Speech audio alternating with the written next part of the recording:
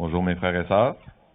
La lecture aujourd'hui, ça va être dans Matthieu. On va commencer avec une lecture. Il va y avoir beaucoup de lectures aujourd'hui. J'ai souvent tendance à aller dans la Bible beaucoup. On va continuer avec cette habitude-là. On va lire Matthieu au chapitre 1, du verset 18 jusqu'au verset 23. Matthieu, chapitre 1, verset 18 jusqu'à 23.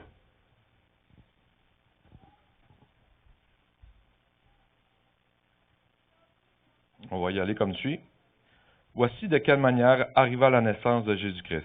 Marie, sa mère, ayant fiancé à Joseph, se trouvant enceinte par la vertu du Saint-Esprit, avant qu'ils aient habité ensemble. Joseph, son époux, qu'il était un homme de bien, et qui ne voulait pas la diffamer, se proposa de rompre secrètement avec elle. Comme il pensait, voici un ange du Seigneur lui apparut en songe et dit, « Joseph, fils de David, ne crains pas de prendre avec toi Marie, ta femme, car l'enfant qu'elle a connu vient du Saint-Esprit. Elle enfantera un fils et lui donnera le nom de Jésus.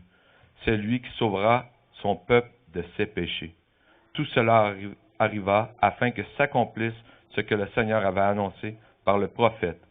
Voici, la Vierge devint enceinte.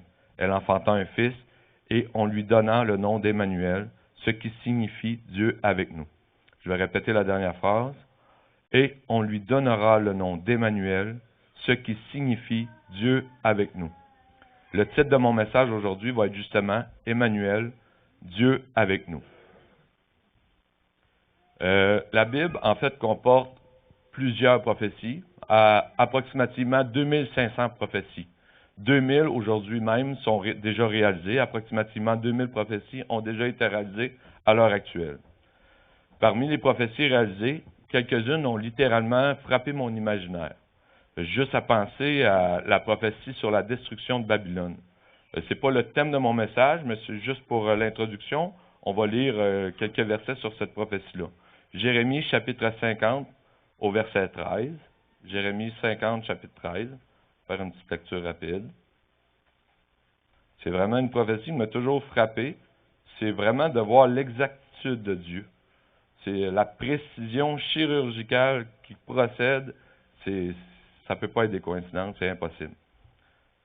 Chapitre Jérémie 50, au verset 13, il nous dit, « À cause de la colère de l'Éternel, elle ne sera plus habitée. » Ici, on parle de la ville de Babylone. « Elle ne sera qu'une solitude.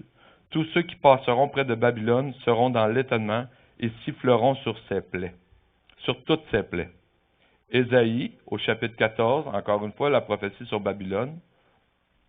Ésaïe, au chapitre 14, au verset 23.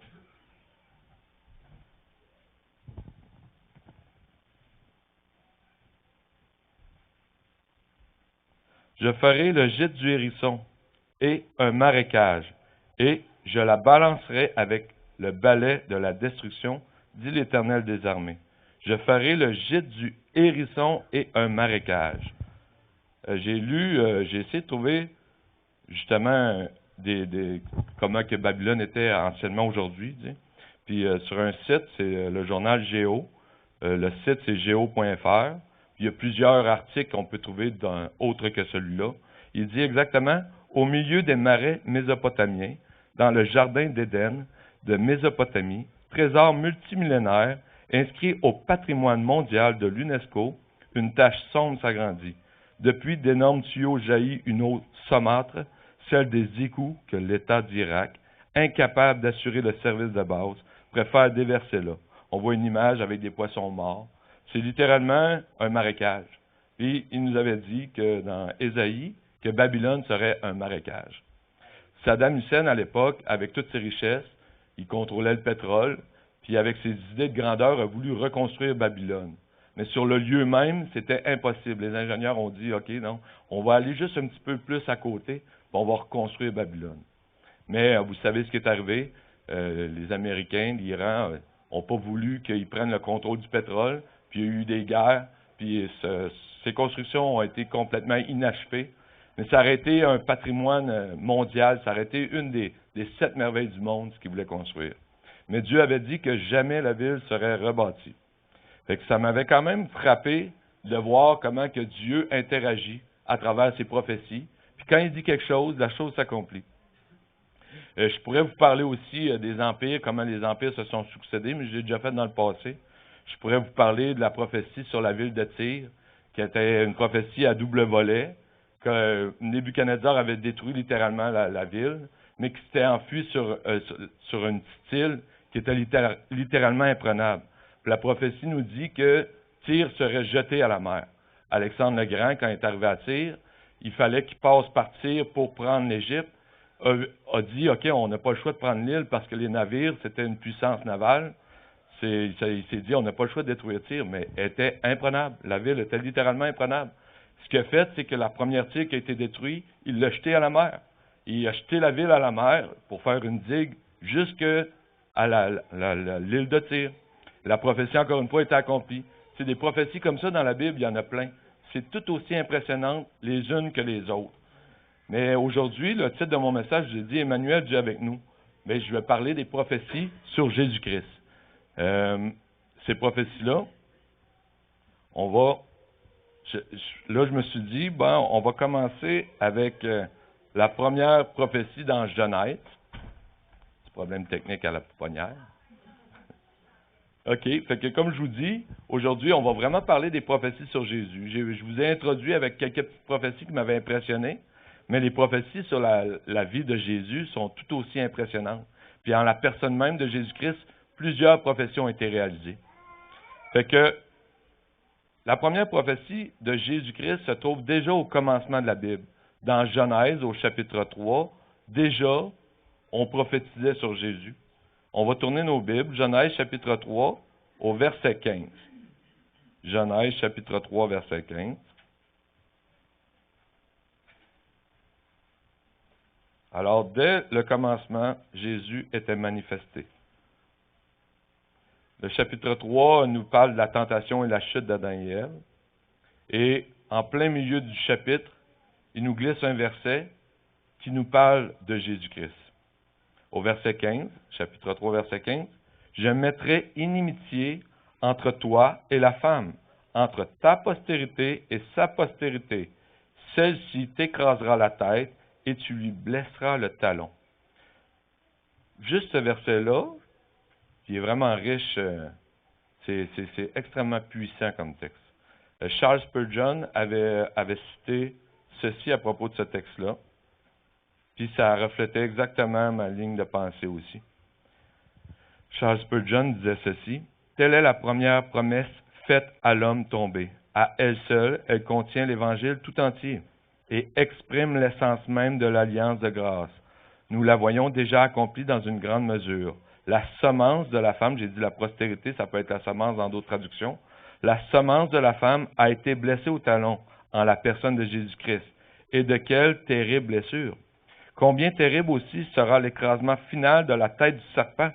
Cette prophétie a été virtuellement accomplie une première fois quand Jésus a porté le péché de l'humanité, vaincu la mort et brisé la puissance de Satan. Elle le sera pleinement et définitivement lors de la seconde venue du Seigneur et au jour du jugement final. Mais en outre, cette déclaration se réalise pour chacun de nous, en particulier blessés au talon. Nous le sommes par le tourment que les puissances malignes nous affligent. Tous les jours, souffrance dont nous pouvons toujours triompher en Christ, qui a posé son pied sur la tête du serpent. Pendant tout le cours de cette année, nous aurons à en faire l'expérience devant les tentations du malin et les attaques des impies qui sont sa semence. Saisissons donc la victoire promise et réjouissons-nous à l'avance dans l'assurance que nous régnerons avec Christ. Postérité de la femme. Ici, c'était vraiment un beau résumé du verset. Mais il nous dit, il lui blessera le talon. C'est quand même, le serpent va blesser le talon. Le serpent représente Satan. Sa semence, on parlait justement, mon dernier message, c'était sur la semence. C'est l'ivraie qui est les ennemis, qui est l'ennemi, qui est Satan et ses ennemis, et nos ennemis, et la bonne semence qui est le blé, qui est nous, les enfants de Dieu. Et Satan va mettre sa semence, mais il va blesser le talon. En faisant des recherches sur des fouilles archéologiques qui ont été faites en Israël ou en Italie, à l'époque des Romains, ils ont trouvé des tombeaux, puis puis c'était des crucifiés. Ça fait partie des milliers d'hommes qui ont été crucifiés sur la croix. Aujourd'hui, on en parle juste un qu'on se rappelle, mais pourtant, il y en a eu des milliers qui ont été crucifiés. Puis en faisant des recherches dans des fouilles archéologiques, les crucifiés, il y avait une spécification particulière. Les pieds étaient juxtaposés ensemble et le clou transperçait littéralement le talon. Puis quand ils trouvent dans ces fouilles-là, ils savent que c'est un crucifié en voyant le trou dans le talon. Mais à l'époque que ça a été écrit, clairement, les crucifixions n'existaient pas encore. Il lui blessera le talon, mais lui, il lui écrasera la tête. Entre ta postérité et sa postérité. Ici, il nous parle de la postérité de la femme. Tout au long des généalogies dans la Bible, les postérités, c'est celle de l'homme. C'est Adam engendra Seth, Seth engendra Enoch, ainsi de suite. Mais ici, c'est la postérité de la femme. C'est la Vierge qui a enfanté, c'est celle qui a enfanté le Seigneur Jésus-Christ. Et un autre fait étonnant, dans ce verset-là, ici, on voit « celle-ci t'écrasera la tête ». C'est un pronom démonstratif qui est conjugué à cause de la postérité. Mais en fait, il devrait être écrit « celui-ci t'écrasera la tête ». Dans cette traduction-là, ils l'ont traduit parce que le pronom démonstratif nous montre au féminin la postérité, la semence. Dans d'autres traductions, il nous dit, au lieu de dire « celle-ci, c'est la semence t'écrasera la tête ». Ici, on aurait pu continuer avec « ta postérité t'écrasera la tête » ou carrément dire « le Seigneur Jésus-Christ t'écrasera la tête ». Au jugement final, Dieu va triompher sur toute chose. Et aujourd'hui, il a triomphé, il a vaincu la mort. L'ennemi n'a plus de pouvoir sur nous. Oui, on vit des afflictions, oui, on vit des tribulations encore aujourd'hui, mais Seigneur Jésus-Christ a tout gagné en vainquant la mort sur la croix. Et on va continuer encore dans Genèse.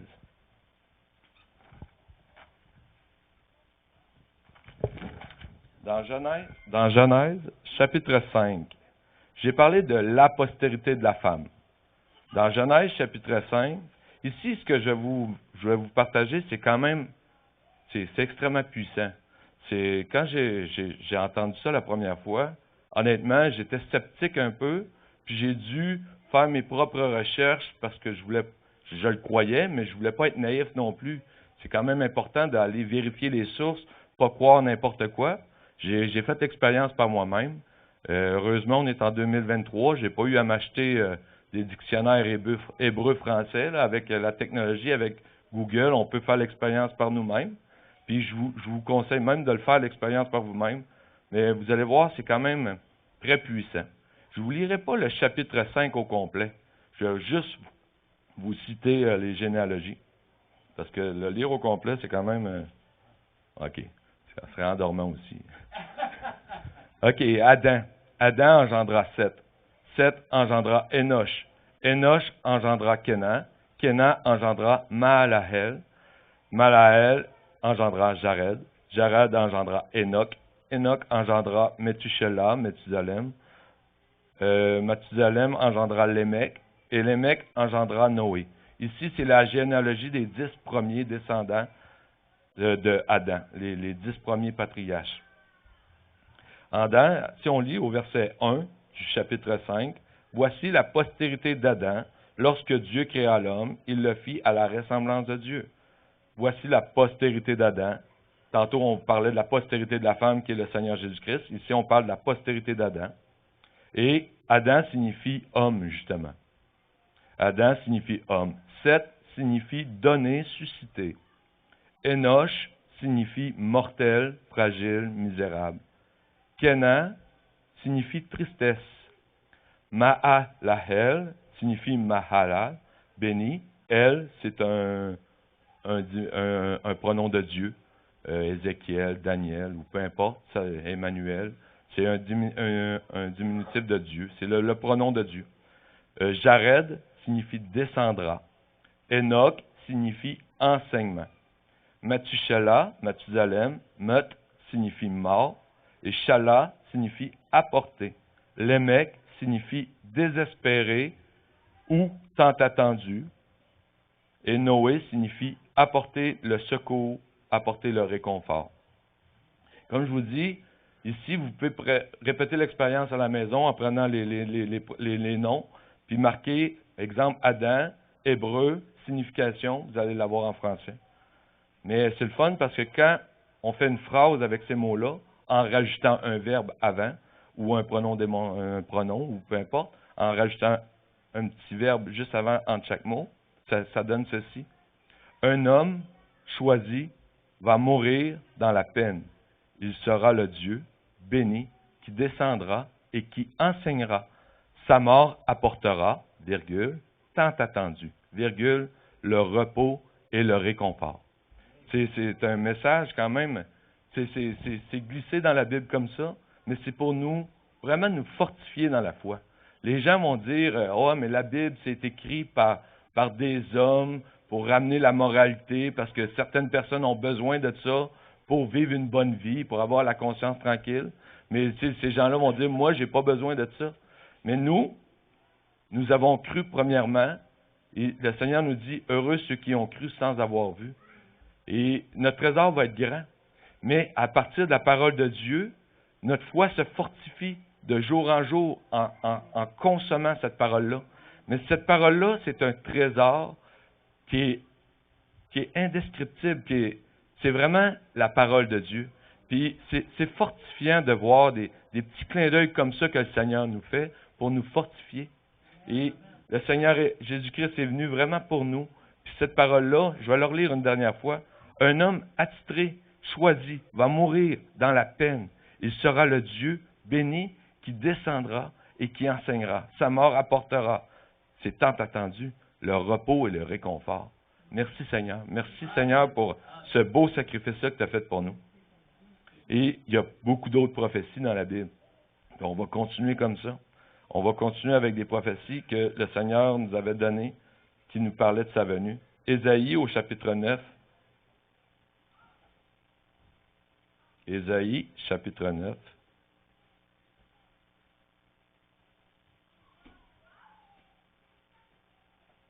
C'est des versets qu'on se rappelle à Noël, qu'on aime lire aussi au courant de l'année. Ésaïe, chapitre 9, au verset 5. Car un enfant nous est né, un fils nous est donné, et la domination reposera sur son épaule. On l'appellera admirable, conseiller, Dieu puissant, Père éternel, Prince de la paix. Sa première venue nous a amené cette paix-là, mais sa deuxième venue va amener une paix universelle. Là, aujourd'hui, c'est ceux qui acceptent le Seigneur Jésus-Christ qui ont cette paix. Mais à sa seconde venue, ça va être une paix universelle. On l'a chanté avec le chant tantôt, le chant Grâce infinie, qui était tellement puissant comme chant. Et au verset 1 du même chapitre, je vais le lire. Le peuple qui marchait dans les ténèbres voit une grande lumière sur ceux qui habitaient le pays de l'ombre de la mort. Une lumière resplendie. Tu rends le peuple nombreux, tu lui accordes des grandes joies. Et c'est ça le sens de Noël aussi. C'est la lumière, c'est la joie. Puis c'est se rappeler la naissance du Seigneur Jésus-Christ. Nous savons que le Seigneur Jésus-Christ n'est pas né exactement le 25 décembre. Et peut-être qu'il est né le 25 décembre, mais tu peux faire des calculs, mais je n'embarquerai pas sur le sujet. Mais le 25 décembre sert à se rappeler de cette naissance-là, qui est venue pour chacun d'entre nous, qui est venue pour Jacques, qui est venue pour Marcelin, Emmanuel, puis pour chacun d'entre vous, ici présents.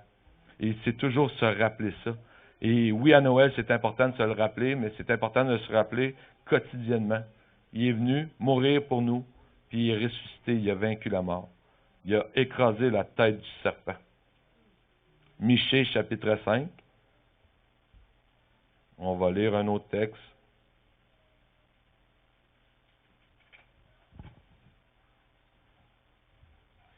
Michée, chapitre 5, au verset 1. Et toi, Bethléem Ephrata, petite entre les milliers de Juda, de toi sortira pour moi celui qui dominera sur Israël et dont les activités remontent aux temps anciens, au jour de l'éternité. Et toi, Bethléem Ephrata. Nous savons que Jésus-Christ est né à Bethléem, une ville encore aujourd'hui qui est sous la domination de la Palestine, où justement il est important de prier pour les chrétiens de cette ville puis de la Palestine. Mais en fait, les chrétiens de partout qui sont victimes de persécution. Et de toi, Bethléem Ephrata, plus petite entre les milliers. C'est réellement, encore aujourd'hui, c'est un petit village, c'est une petite ville. Et à l'époque, le seul commerce qu'il y avait à Bethléem, ou du moins un des seuls commerces, il va y avoir aussi de l'agriculture, mais le commerce important qui était là, c'était la seule chose, c'était l'élevage d'agneaux. Et David, justement, était berger à Bethléem, puis il était berger d'agneaux. Et ces agneaux-là servaient pour le sacrifice au temple. Les gens allaient acheter des agneaux parfaits pour le sacrifice des péchés. Puis, Bethléem Ephrata, de là est né Jésus. Et il est né là par un concours de circonstances. Et dans une petite crèche, il s'est fait petit, humble, très humble de cœur. Et c'est une prophétie encore qui a été réalisée. On peut lire cette prophétie-là réalisée dans le livre de Matthieu, comme j'ai lu tantôt au chapitre 1. Et on va continuer avec les prophéties de Jésus, tant qu'à être sur le sujet. Ésaïe 53, c'est beaucoup de prophéties sur Jésus qui ont été révélées. Ésaïe 53, c'est un texte très puissant. Et je l'avais fait lire à quelqu'un que j'apprécie beaucoup. C'est un musulman, du moins élevé dans la religion musulmane. J'avais fait lire ce texte-là, puis j'avais posé la simple question, ça fait référence à qui? Mais il m'a dit, ça fait référence à Jésus. C'est évident, quand tu lis ce texte-là, même quand tu ne connais pas Jésus, c'est évident qu'il nous parle de Jésus. On va lire Ésaïe 53, de 1 à 7. Juste voir le nombre de prophéties qui ont été réalisées juste dans ce chapitre-là. Qui a cru ce qui nous était annoncé?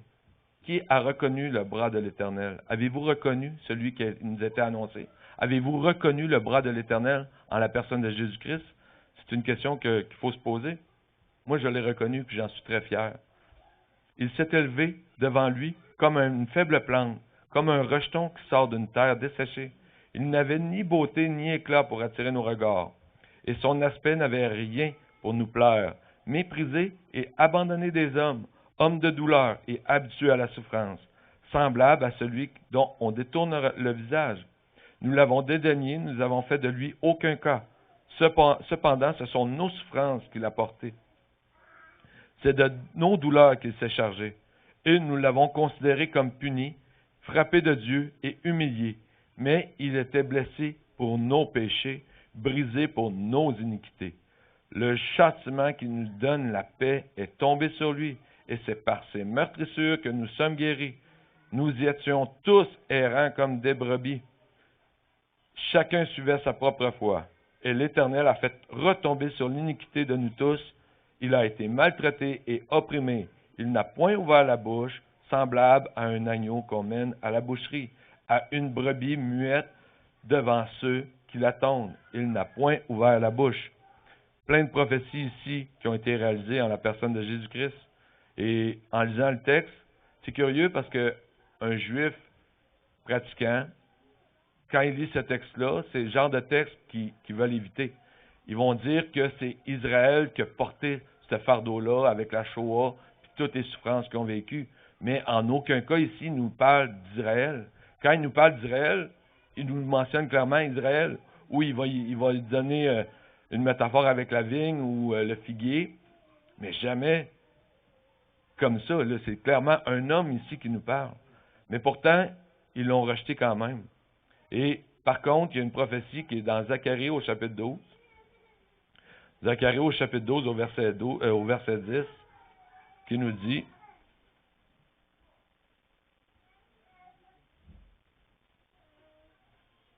il nous dit, « Alors je répandrai sur la maison de David et sur les habitants de Jérusalem un esprit de grâce et de supplication, et ils tourneront les regards vers moi, celui qu'ils ont percé un jour, Israël reconnaîtront que l'erreur qu'ils ont faite en sacrifiant le Messie. » Il dit clairement, ils pleureront sur lui comme on pleure sur un fils unique, et ils pleureront amèrement sur lui comme on pleure sur un premier-né. Mais avant ça, avant qu'ils réalisent ça, il y a des choses qui doivent arriver. Mais dans le même chapitre, au verset 2, c'était pas dans mon message, mais je l'ai surligné, puis je vais le lire. « Voici, je ferai de Jérusalem une coupe d'étourdissement pour tous les peuples d'alentour. » Au verset 3, « En ce jour, je ferai de Jérusalem une pierre pesante pour tous les peuples. » Une pierre pesante qui est difficile à déplacer. Mais aujourd'hui, juste à regarder les médias, on voit que cette pierre pesante-là, c'est réel. Tu sais, Jérusalem, ils ont essayé de l'enrayer de la carte. mais ils n'ont jamais réussi. Israël est revenu, mais c'est pas pleinement accompli, les prophéties sur Israël. Les prophéties sur Israël vont être pleinement accomplies quand le Seigneur Jésus-Christ va poser son pied sur le mont des Oliviers. C'est là qu'ils reconnaîtront l'erreur qu'ils ont faite, qu'ils l'ont percée. Il est carrément écrit comme ça. Mais à cette époque-là que ces textes-là étaient écrits, la crucifixion n'existait pas encore. Les hommes étaient pendus à des bois, les hommes étaient tués, mais pas crucifiés, pas percés. Et quand tu lis ces textes-là, on peut le lire aussi dans le psaume 22, comment qui parle du Seigneur Jésus-Christ. C'est tous des textes qu'on connaît, mais que je trouvais important de se rappeler. Au chapitre 22, il dit, on peut lire à partir du verset 17, psaume 22, verset 17, « Car des chiens m'environnent, une bande de scélérats rôde autour de moi. Ils ont percé mes mains et mes pieds. Je pourrais compter tous mes os. Et ils observent et ils me regardent. Ils se partagent mes vêtements et ils tirent au sort ma tunique. » Tous des versets réalisés dans Matthieu au chapitre 27 au verset 35. On peut lire ça dans Marc au chapitre 15 au verset 24, dans Luc 23, 34. Ils ont percé mes mains et mes pieds. La crucifixion à cette époque-là, ça n'existait pas. Ils ont percé mes mains et mes pieds. C'est des paroles purement prophétiques qui ont été réalisées, encore une fois, en la personne même de Jésus-Christ. Et c'est quand même, ça m'a toujours marqué, ces prophéties-là. Je ne sais pas pour vous, là, mais quand tu lis ça, c'est extrêmement puissant. On chantait tantôt, dans le calme ou dans l'orage, la joie ou la douleur. Bientôt, ce monde passera dans toute sa vanité. Un jour, tout ça va passer. Puis le Seigneur Jésus-Christ va revenir glorieux ici-bas. Et toutes ces afflictions-là qu'on vit, ça va être tout simplement vanité. Et aujourd'hui, mon message, je regarde là, il est quand même assez court. Mais il n'est pas encore tout à fait complété. Et il y a vraiment une prophétie qui m'a marqué aussi beaucoup, qui a été pleinement accomplie en la personne de Jésus-Christ, dans le livre d'Ésaïe au chapitre 7. Et je pense que c'est important qu'on tourne nos pages dans Ésaïe au chapitre 7.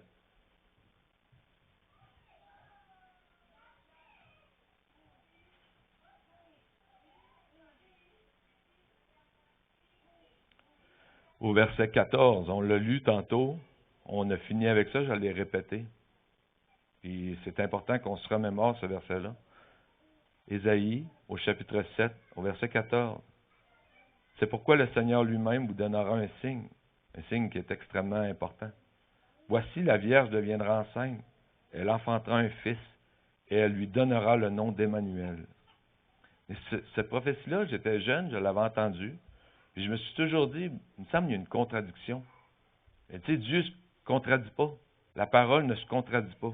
Mais je me disais, dans ma logique d'enfant, Jésus ne s'appelait pas Emmanuel, il s'appelait Jésus. Ils lui ont donné la consigne, tu lui donneras le nom de Jésus.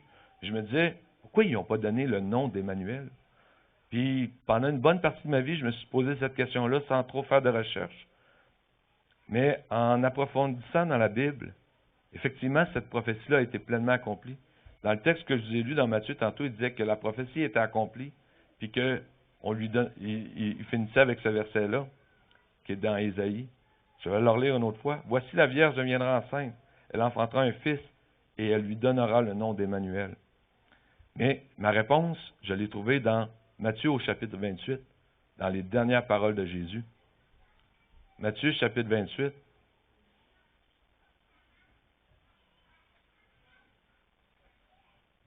Et on lui donnera le nom d'Emmanuel. Emmanuel qui signifie Dieu avec nous. Les dernières paroles de Jésus, au verset 20, on peut lire au verset 19, puis jusqu'au verset 20. « Allez, faites de toutes les nations des disciples, en les baptisant au nom du Père, du Fils et du Saint-Esprit. » Au verset 20. « Enseignez-leur et observez tout ce que je vous ai prescrit. Et voici, je suis avec vous tous les jours jusqu'à la fin du monde. » En hébreu, il est écrit Emmanuel. Ces dernières paroles nous disent Emmanuel. Je suis avec vous jusqu'à la fin du monde. Puis, je trouve que la prophétie s'accomplit pleinement, parce qu'après ça, le Seigneur s'en est allé Puis, il va revenir de la même manière qu'il est parti. Mais en partant, il nous a envoyé son esprit. Puis, son esprit est en nous quotidiennement. Mais Emmanuel, c'est extrêmement puissant comme nom. Parce que, peu importe les épreuves qu'on a à vivre, que ce soit une annonce de maladie chronique, un cancer incurable, c'est Emmanuel, c'est Dieu avec nous. C'est un conflit au travail, un conflit familial, c'est Emmanuel, c'est Dieu avec nous. C'est peu importe les souffrances qu'on a à vivre dans ce monde, c'est Emmanuel, Dieu avec nous. Tout le monde connaît cette histoire que l'homme qui est dans le désert, puis qui traverse le désert, puis qui a 2 traces de pas. Mais à un moment donné, l'homme, il dit, mais Seigneur, pourquoi, quand le moment le plus dur de ma vie, il y avait juste une trace de pas? Mais Seigneur, il dit, non. Il dit, à ce moment-là, je te portais dans mes bras. Et ça, c'est Emmanuel. C'est littéralement Emmanuel, Dieu avec nous. C'est Emmanuel aussi dans les moments de joie. Comme je disais tantôt dans le verset qui parlait de la joie, c'est Emmanuel dans les moments de joie aussi. C'est Emmanuel quotidiennement, à longueur de journée, à travers toutes nos vies. Puis jusqu'à notre dernier souffle, c'est Emmanuel. C'est Dieu avec nous. Et c'est pour ça que je voulais vous partager ce message-là.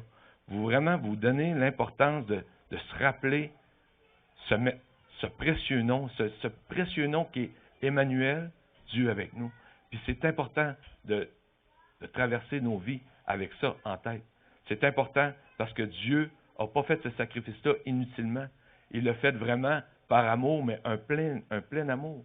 Cet amour-là, c'est dans la plus grande humilité. Le Seigneur Jésus-Christ était parfait en toutes choses.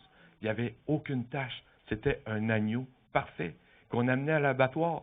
Cet agneau-là, à Pâques, ils ont jugé que c'était lui qu'on allait mettre sur la croix. Cet agneau-là était parfait. Il est né à Bethléem, dans la ville où on élevait les agneaux. C'est tous des signes que je me dis, wow, le Seigneur est vraiment grand. Il est vraiment un Dieu d'amour. Un amour qu'on ne peut même pas concevoir ici-bas. On va le concevoir uniquement quand on va être face à face avec notre Sauveur. Puis cette fête de Noël-là, c'est vraiment important de se le rappeler, mais pas juste à Noël, à longueur de journée. Peu importe les épreuves qu'on va vivre dans nos vies, peu importe les souffrances, peu importe, il faut se rappeler Emmanuel. Emmanuel qui est Dieu avec nous. Je vais dire un mot pour conclure la journée. Dieu notre Père, Seigneur Jésus, à toi la gloire et l'honneur, Seigneur. Tu es le roi des rois. C'est dur des fois à concevoir ici-bas, dans ce monde qui est tellement vain, qui est tellement vanité, comme Salomon disait, vanité, vanité, tout est vanité. Mais toi, Seigneur, tu es éternel, tu es le Dieu de gloire. Puis à toi, la gloire et l'honneur. Tout te revient, Seigneur Jésus. On te remercie, Seigneur, pour ces écritures que tu nous as données, Seigneur. On te remercie pour tout ce que tu as fait pour nous.